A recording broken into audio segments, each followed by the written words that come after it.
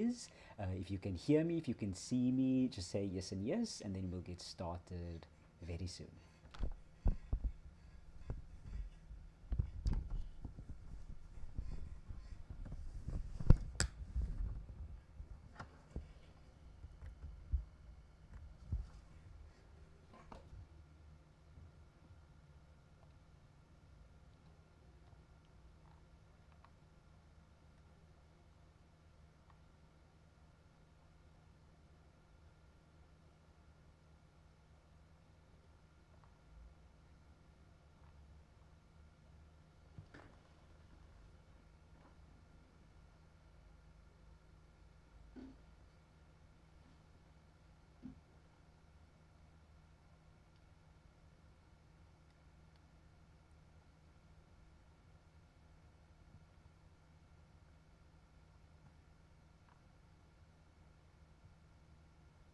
All right, so without further ado, let us get started with today's life coaching and tutoring session. First things first, welcome. My name is Levi. I am a life coach and tutor by trade. What that means is that I am really passionate and devoted to helping youth flourish.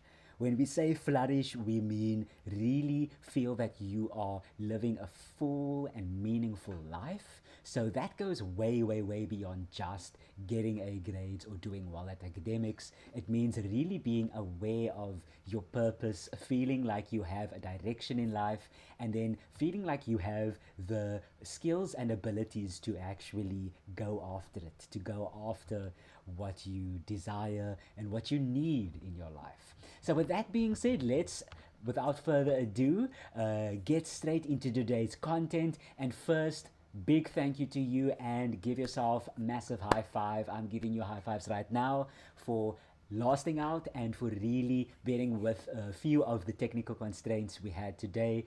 It is the first live stream, so as with many firsts, there are sometimes some glitches, so thank you for your patience with those.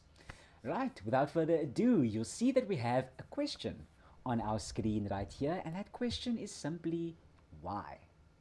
Why are we actually here today? Why are you here today? What is your why? Like, what is your reason for spending extra time after school to go into YouTube and listen to someone who's you've never met before talk about schoolwork? Right, so ask yourself that question of why. Like, why are you here today? Once you've got your why, just keep that on top of your mind and then go a little bit deeper.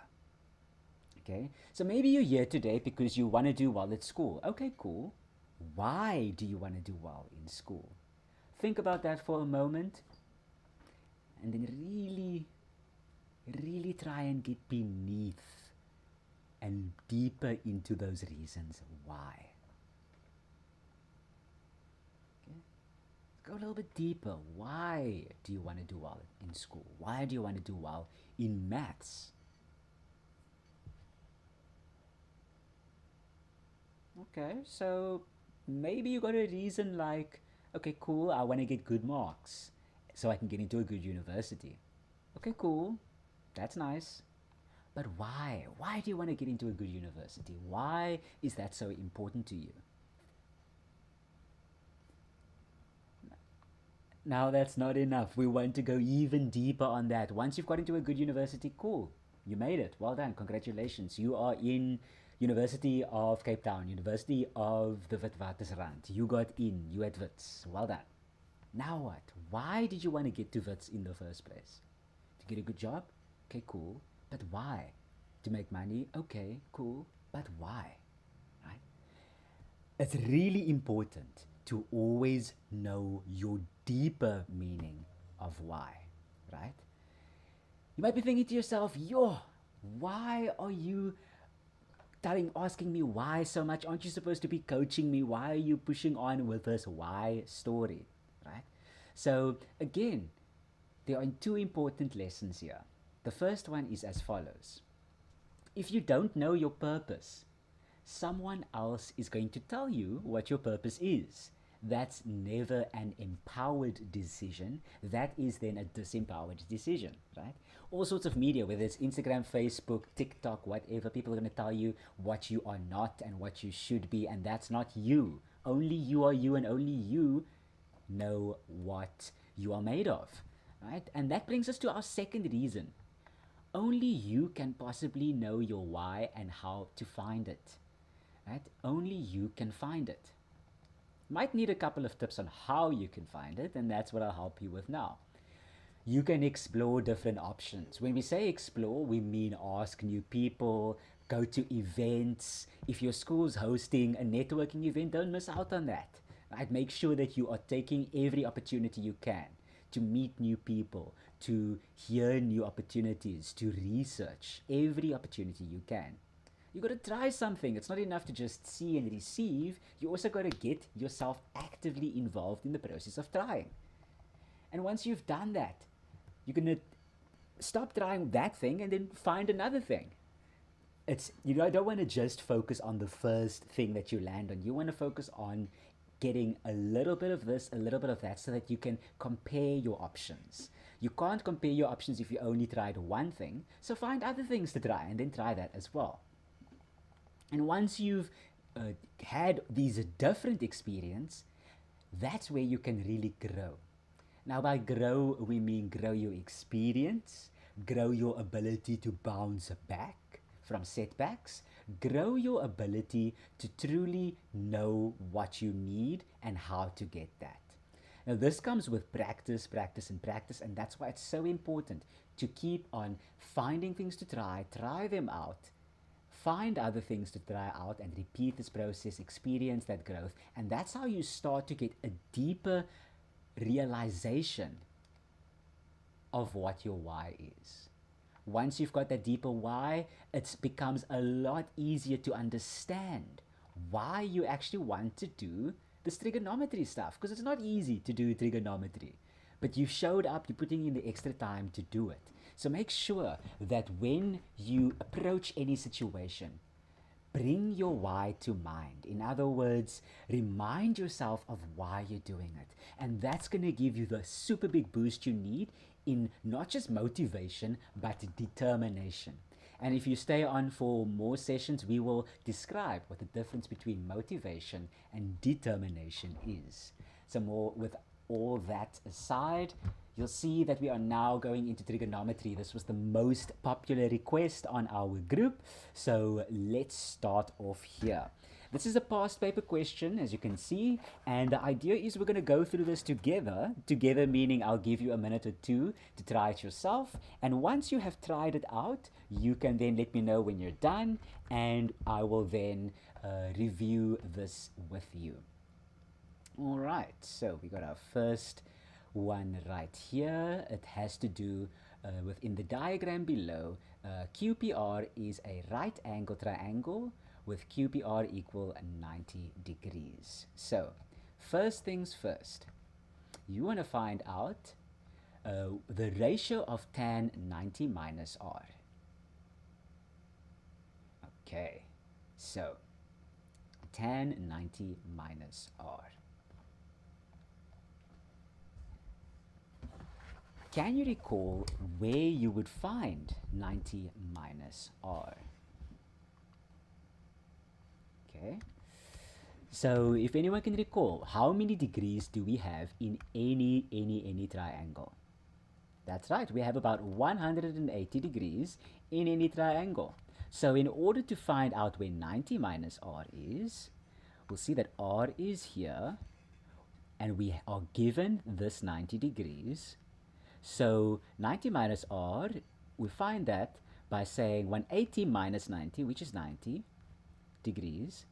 And so 90 degrees minus r degrees is the only angle that's left. So it's not r, it's not 90, but it's this angle here. This angle here is 90 minus r degrees. Again, 180 degrees in a triangle.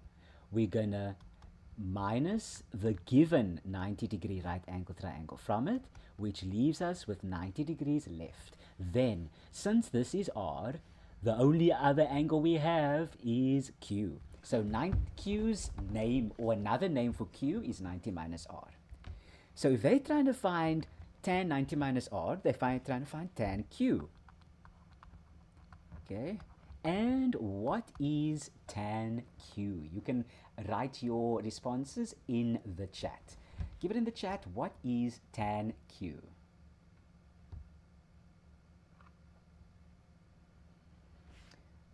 Okay, so tan, we're gonna use opposite over adjacent. In other words, the sides we have are opposite PR over adjacent QP. That is tan 90 minus R, PR over QP. There we go. Right, next question. Write down the trigonometric ratio that is equal to QR over QP. Now note, whenever they ask questions like this, there are many options. So it's not just one correct answer. You can have multiple here. For example, QR over QP, if we say that we're going to start with angle R. So this line QR would be hypotenuse over QP would be opposite. Okay, so we have hypotenuse over opposite. I'm going to just circle that for a hot second and you can say in the comments what you see is so unique about this hypotenuse over opposite. In other words, is this actually a standard ratio, something like sin, cos, or tan? Let us know in the comments.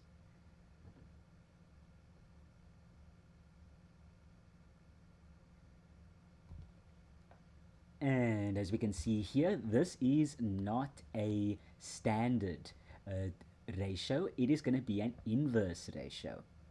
Hypotenuse over opposite is equal to cosec. So over here, we have cosec, and from which angle did we start here? R. So QR over QP is equal to cosec of angle R. And that's that. All right. We're going to take a pit stop right here. Let us know in the chat how you're feeling, how you're doing. Do you have any questions, anything that confused you? We will go over anything that confused you. So just let us know in the chat if you encountered any points of confusion.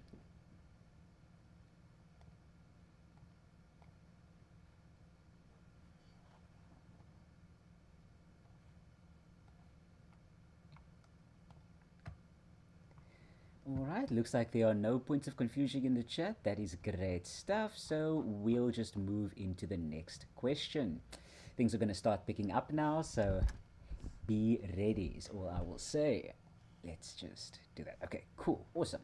Next question. We have some trigonometry on the Cartesian plane. Exciting stuff. Okay, here we go.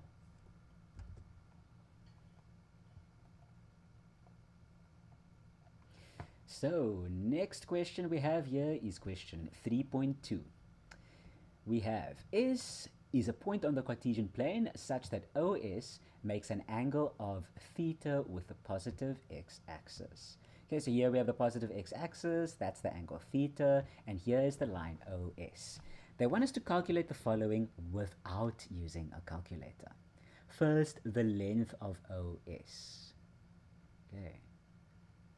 So whenever you have questions that have different points on it, it's a good idea to ensure that you have the coordinates of the points.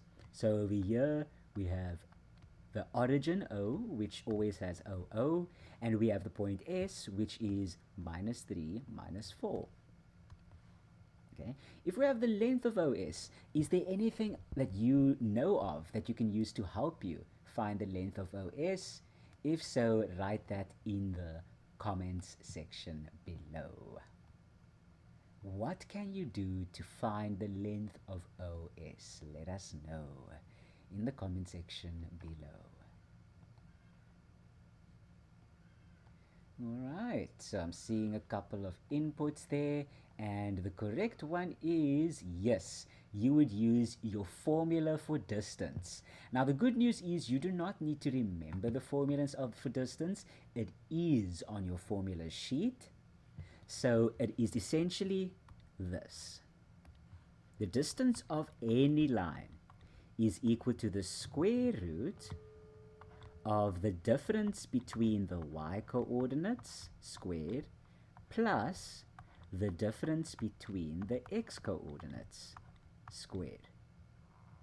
That is always the distance formula, and again, this will be given to you on the formula sheet, so you do not need to worry about that. So d is equal to difference between y value squared plus difference between x values squared.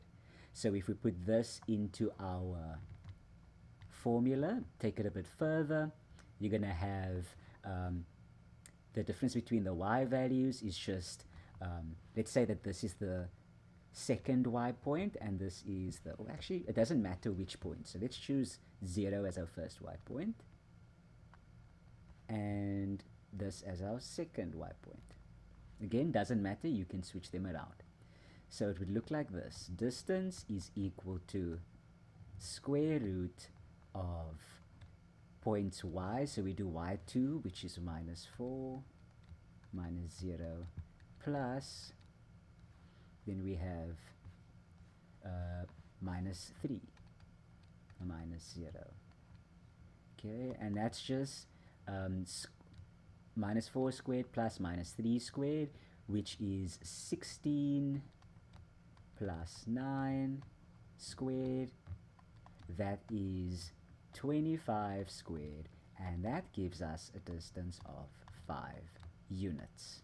I always recommend writing the words units there if they don't give you something like centimeters or anything like that, just so that you know that the marker knows that you know it's units.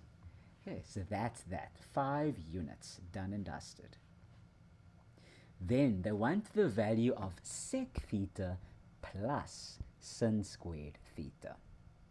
I'm going to give you a moment to think about this one before we tackle it together.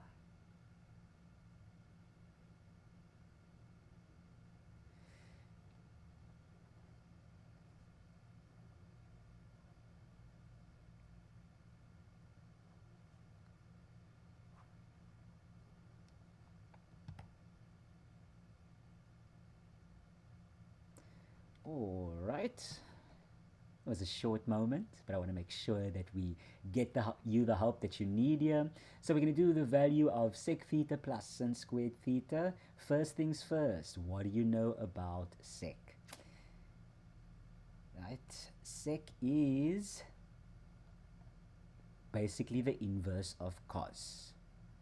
So this, instead of being where cos is adjacent over hypotenuse, this is going to be hypotenuse over adjacent. Okay, so hypotenuse over adjacent. That's all we need to know. So the reason we got this first side, in other words, the length of side OS, let me just draw in the line OS here in a different color. Oops, let me make it a very different color so that you can see it.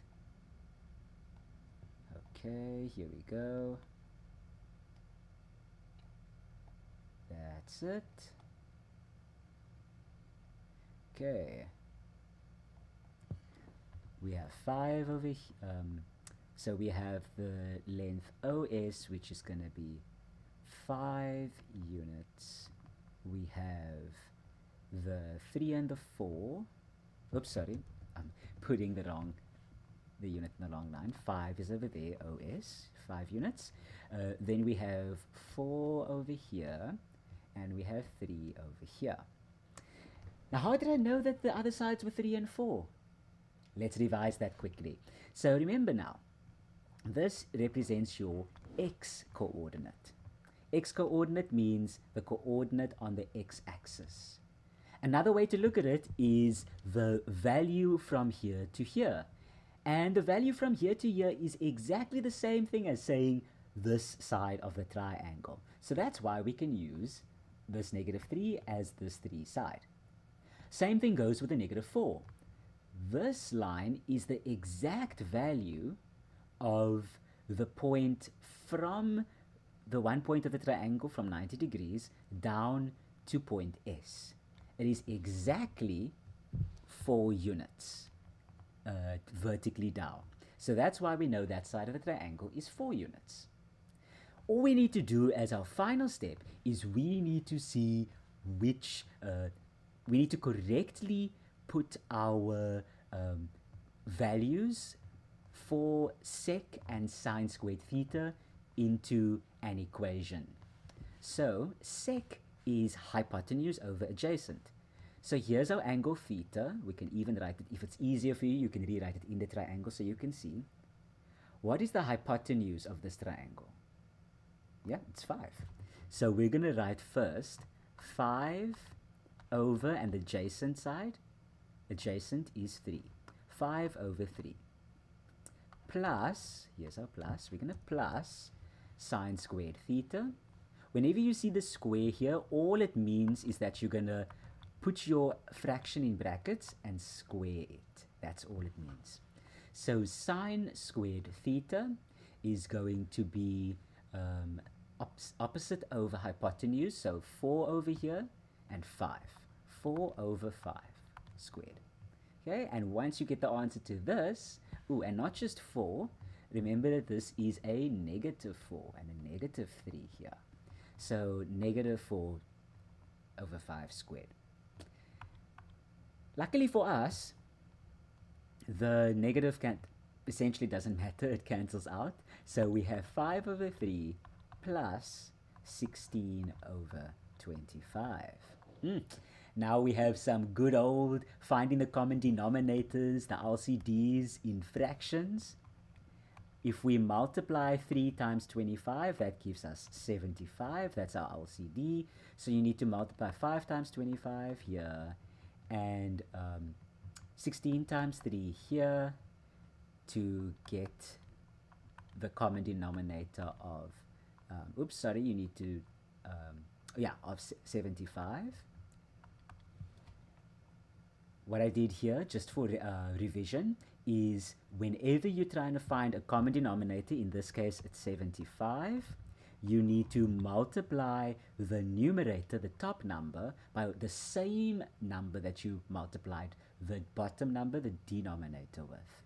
Okay, so 5 times 25 gives us 125, and 16 times 3, my maths isn't mathsing today from the top of my head. 16 times 3 gives us 48. So we have 48 over here, and then if you had to, not times, whoa, I'm getting a little bit confused there, sorry.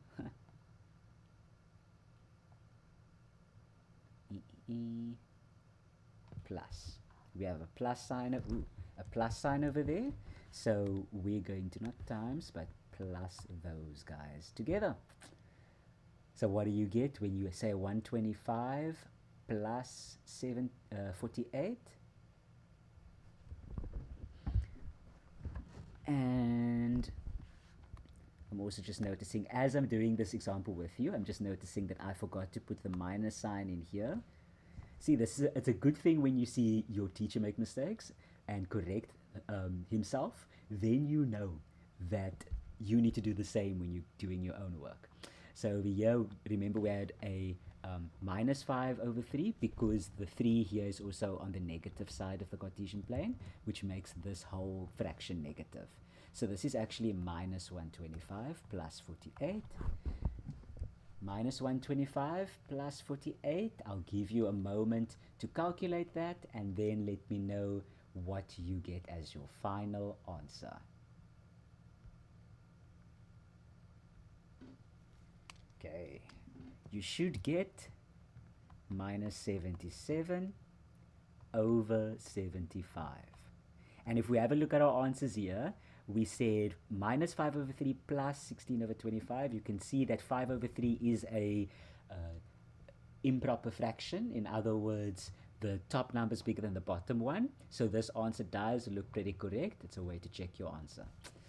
Alrighty, there we go. All set with that question. And at this point, you'll see that we covered quite a bit. We covered a full set of past paper questions from a past exam paper. And we also went over discovering your why, or how to discover your why. We'll bookmark it at the point where we're going to encourage you to figure out what your next time we'll go over the difference between determination and motivation, and why you want high determination and why motivation is basically a myth for doing well. All right, so that's it for today. I hope that this was helpful for you, and I look forward to seeing what topics you want to cover in the next live session. We'll see you then. Ciao for now.